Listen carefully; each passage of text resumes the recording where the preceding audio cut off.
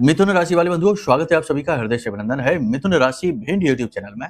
तो मिथुन राशि वालों, जरा ध्यान से सुनिए। मार्च के इस महीने का एक ऐसा उपाय हम आपको बता देते हैं जो कि इस समय और काल पर ग्रहों की स्थितियों के अनुसार 100% सटीक बैठने वाला है और आपको इसके अद्भुत परिणाम कुछ ही दिनों में दिखाई देने शुरू हो जाएंगे। यानी कि अगले 2 से 3 दिनों में ही, 24 से 48 घंटों में ही इसके परिणाम आपको दिखाई देंगे। जी हाँ, आकर्षणीय शक्ति यह बढ़ाएगा और आपके जीवन से निगेटिविटी को दूर भगाएगा। शुक्र, शनि और चंद्रमा की अद्भुत शक्ति का अनुभव आपको कराएगा। क्या करना है उपाय, जरा ध्यान से सुनिए। लेकिन एक बात और है, इसे भी ध्यान से समझ लीजिए कि कोई भी उपाय और क्रिया करने से पहले एक बार अपनी कुंडली का आकलन जरूर कराइए, क्योंकि आपकी कुंडली में कौन से दोष हैं, कौन से योग हैं जो आपके जीवन की बाधा का कार्य कर रहे हैं, आपकी जीवन की रुकावट, तबाही और बर्बादी का कारण है। जब तक उनका समाधान नहीं होगा तब तक कोई भी उपाय क्रिया आपके ऊपर 100% काम नहीं करेगी। थोड़ा बहुत काम करेगी, थोड़ा बहुत नहीं करेगी। तो 100% लाभ लेने के लिए कुंडली आकलन कराना सर्वश्रेष्ठ फैसला है जो आपको करना ही चाहिए जल्द से जल्द।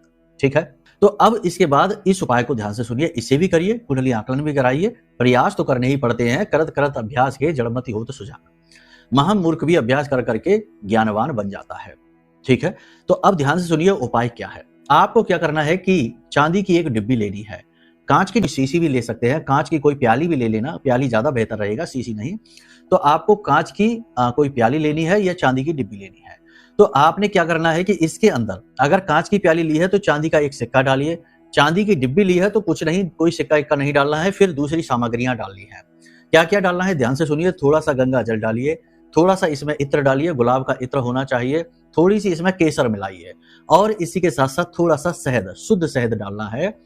इसके बाद यह एक मिश्रण सा बनेगा, इसे अच्छी तरीके से मिक्स करिए।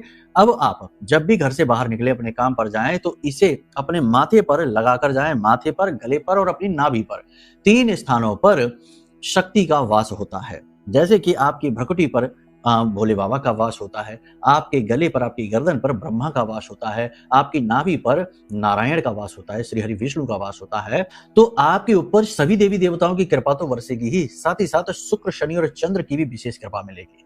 लेकिन इतना ही नहीं है, इस उपाय को आगे भी बढ़ाना है। रात्रि को जब आप सोने जाएं तो उस समय मन को शांत करें, उसके बाद थोड़ी सी यही सामग्री अपनी हथेली पर लें और मलें और इसके बाद अपने चेहरे पर स्पर्श कराएं। उसके बाद आप तलवों पर, पांव के तलवों पर भी इसकी हल्की हल्की मसाज करें और उसके बाद आप बेफिक्र होकर सो जाइए। आपको तो अच्छी तो नींद आएगी, शानदार नींद आएगी। और उसके बाद अगले दिन से ही आपका आभा मंडल इतना सफेद हो जाएगा, इतना साफ हो जाएगा, इतना क्लीन हो जाएगा कि आप हर एक शुभ चीज को अपने जीवन में अट्रैक्ट करेंगे। इसी को कहते हैं आकर्षणीय शक्ति उत्पन्न हो जाना, चुंबकत्व आ जाना। ठीक है, करके देखिए, फिर बताइए, प्रेम से बोलिए जय माई की, जय मां बगला।